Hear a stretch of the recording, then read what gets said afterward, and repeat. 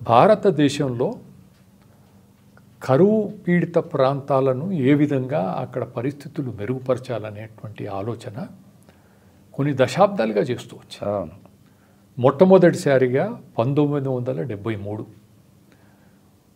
ఆ రోజు ఇందిరాగాంధీ గారు ప్రధానమంత్రిగా ఉన్నారు. డిపిఏపి అనేటువంటి కార్యక్రమం, డ్రౌట్ ప్రోన్ ఏరియా ప్రోగ్రామ్, అక్కడ మొదలై ఈనాటి వరకు కూడా ఏదో రకంగా కొనసాగుతుంది. ఓకే.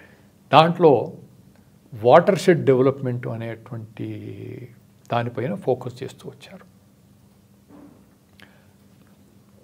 అయితే గతంలో వాటర్ షెడ్ డెవలప్మెంట్ అనేటువంటి మాట వచ్చినప్పుడు ఏమనుకునేదంటే వాటర్ షెడ్ అంటే చెక్ డ్యామ్స్. అవును. ఇప్పుడు ఈ పెద్ద ప్రాజెక్ట్ అవసరం లేదు, చెక్ డ్యామ్స్ సరిపోతుందని కూడా కొన్ని ప్రత్యామ్నాయాలుగా చెప్పడం జరిగింది. మీరు ప్రకాశం జిల్లాలో చెప్పినట్టుగా మీరు ఇంతకుముందు అన్నారు. ఇప్పుడు మనకు దుమ్మగూడెం ఉంది కదా, ఎప్పుడో కట్టింది. అయితే చెక్ డ్యామ్ అంటే watershed development is equal to check dams.